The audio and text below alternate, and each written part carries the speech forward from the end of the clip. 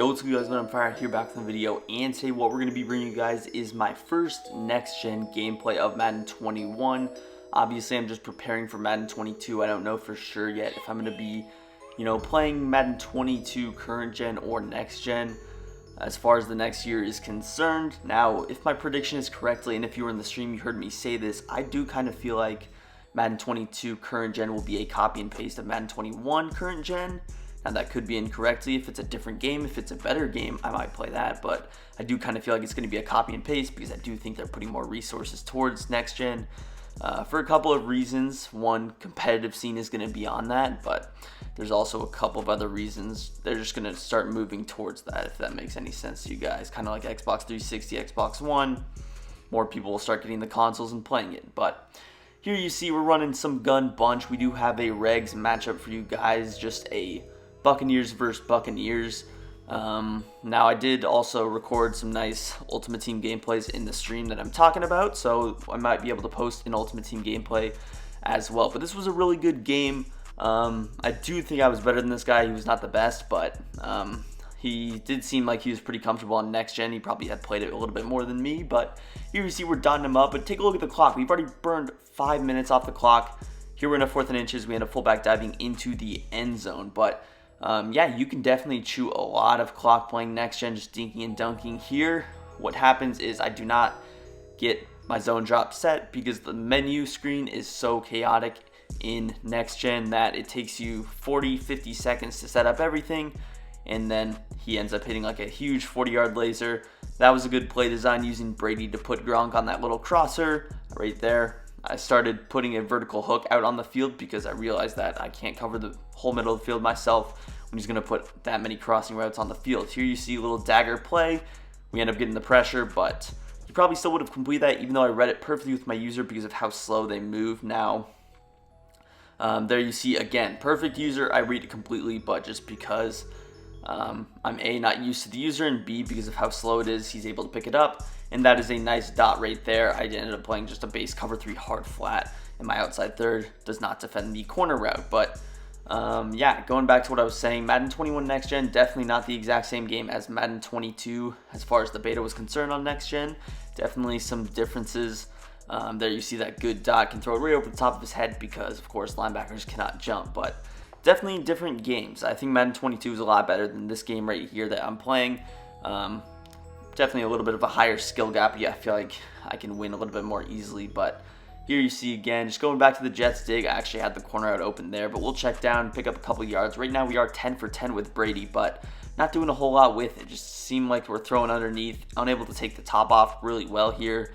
Another nice pass to Mike Evans. Going to try and get in the end zone here, going with the bunch trail setup, one of my favorite setups in the game. Now, you see the reason I'm practicing with bunch is bunch will for sure be one of the best offenses to begin the game next year, as it always is throughout the year, but not just specifically to begin the year because of how many good stock routes it has. Now, I do have Hot Route Master, but I'm not necessarily using it for every play design. Now, yes, you do see me using it in things like Jets dig, but for bunch trail plays like that, you don't necessarily have to use it.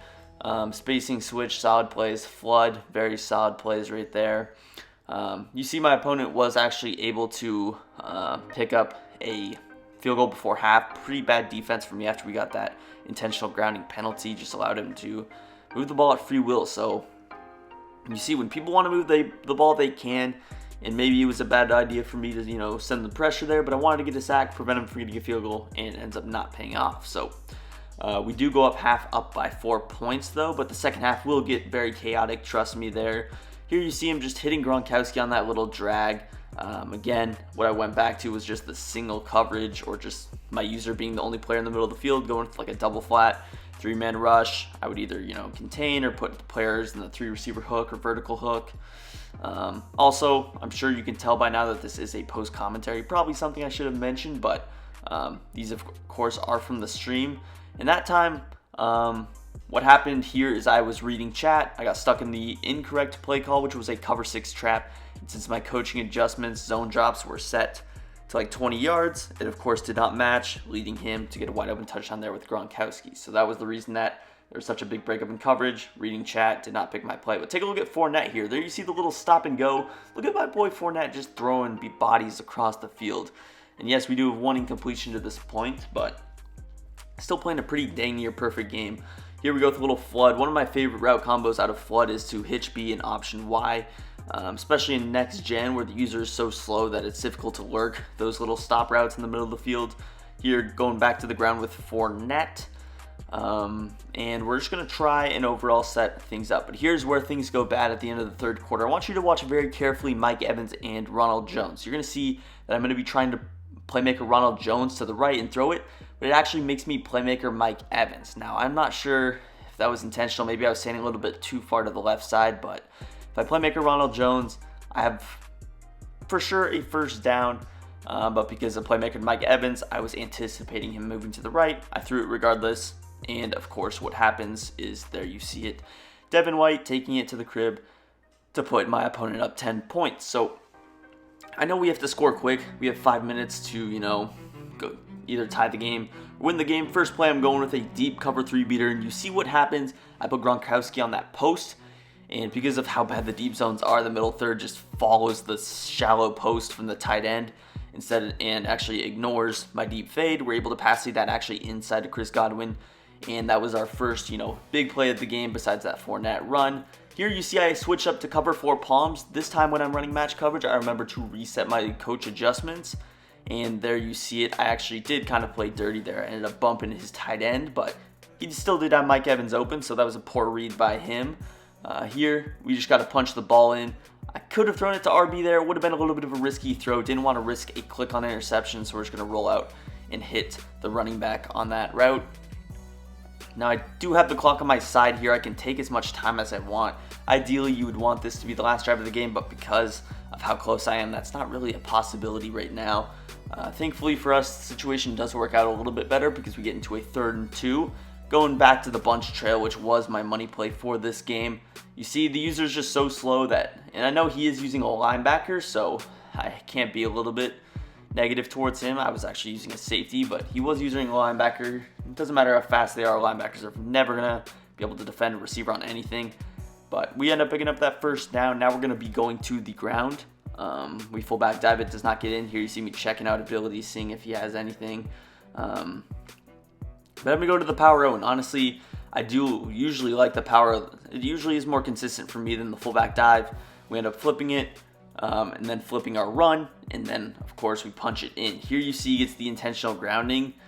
Maybe this is what I was thinking happened earlier. I don't know if he got an intentional grounding on his drive before half. Maybe I was tripping there, but we end up getting the intentional grounding here. 2 minutes and 17 seconds left, so he still does have a good amount of time.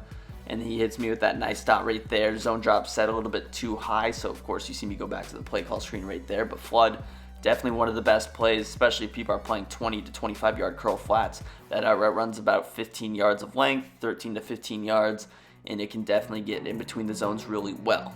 See my opponent picking up that first down on 3rd down though.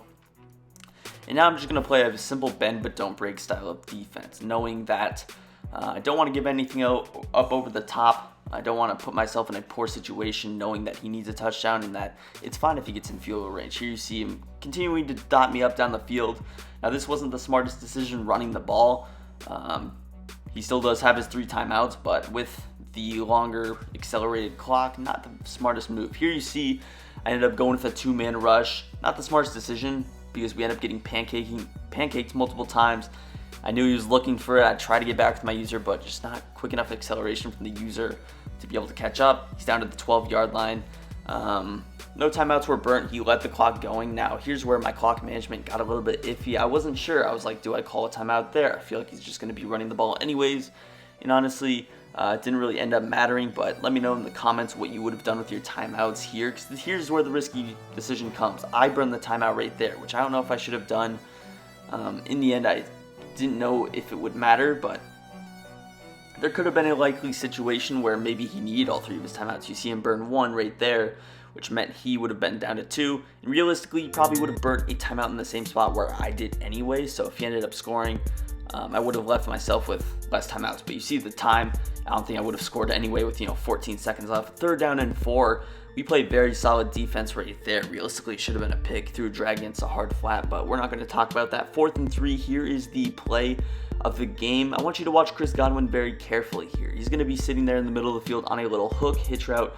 He's wide open.